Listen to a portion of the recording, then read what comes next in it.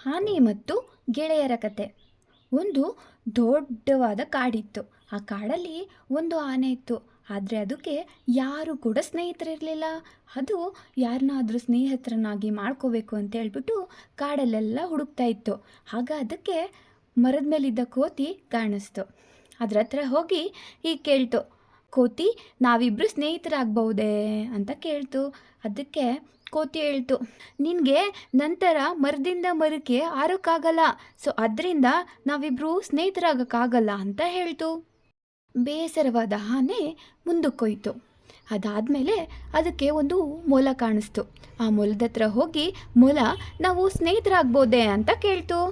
ಆಗ ಮೊಲ ಹೇಳ್ತು, ನೀವು ತುಂಬ ದೊಡ್ಡವರಾಗಿದ್ದೀರಾ, ನನ್ನ ಬೀಲದೊಳಕ್ಕೆ ಹೋಗಲು ಸಾಧ್ಯವಿಲ್ಲ, ಹಾಗಾಗಿ ನಾವಿಬ್ಬರು ಸ್ನೇಹಿತರಾಗಲು ಸಾಧ್ಯವಿಲ್ಲ ಅಂತ ಹೇಳ್ತು. ಮತ್ತೆ ಬೇಸರಗೊಂಡ ಆನೆ ಮುಂದಕ್ಕೋಯ್ತು, ಮತ್ತೆ ಯಾರಾದರೂ ಸಿಗ್ತಾರಾ ಅಂತ. ಸೊ ಹೋಗ್ತಾ ಹೋಗ್ತಾ ಅದಕ್ಕೆ ಒಂದು ಕಪ್ಪೆ ಸಿಕ್ತು.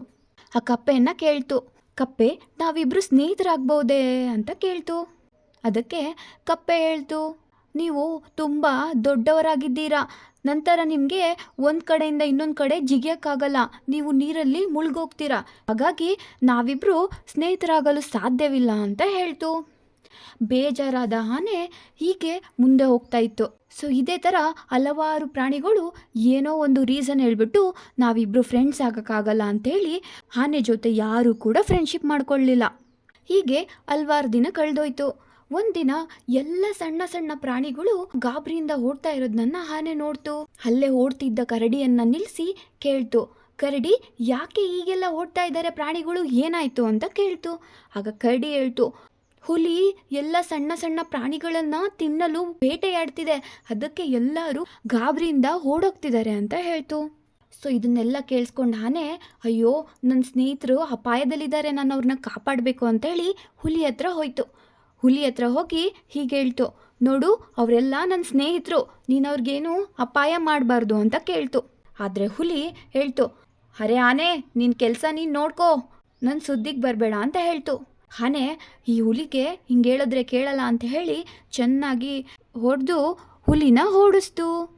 ಅದಾದಮೇಲೆ ಕರಡಿಯಿಂದ ವಿಷಯ ತಿಳಿದ ಎಲ್ಲ ಸಣ್ಣ ಸಣ್ಣ ಪ್ರಾಣಿಗಳಿಗೂ ತಮ್ಮ ತಪ್ಪಿನ ಅರಿವಾಯಿತು. ಅಯ್ಯೋ, ಆನೆ ನೋಡು ನಮಗೆ ಎಷ್ಟು ಸಹಾಯ ಮಾಡ್ತು, ಆದರೆ ನಾವು ಅದ್ರ ಜೊತೆಗೆ ಸ್ನೇಹಿತರಾಗಲಿಲ್ಲ ಅಂತ ಎಲ್ಲ ಪ್ರಾಣಿಗಳು ಬೇಸರಗೊಂಡು ಆನೆ ಹತ್ರ ಬಂದು ಕ್ಷಮೆ ಕೇಳ್ತವೆ. ಅದಾದಮೇಲೆ ಆನೆ ಮತ್ತು ಎಲ್ಲ ಸಣ್ಣ ಸಣ್ಣ ಪ್ರಾಣಿಗಳು ಸ್ನೇಹಿತರಾಗಿ ಇರ್ತಾರೆ. ಸೊ ಮಕ್ಕಳೇ, ಇದರ ನೀತಿ ಪಾಠ ಏನು ಅಂತಂದರೆ, ನಾವು ಯಾವುದೇ ವ್ಯಕ್ತಿಗಳನ್ನ ಆಗಲಿ ಅವರ ಆಕಾರ, ಬಣ್ಣ ಅದರಿಂದ ಅಳಿಬಾರ್ದು, ಅವರ ಮನಸ್ಸಿಂದ ನಾವು ಎಲ್ಲರನ್ನೂ ಅಳಿಬೇಕು.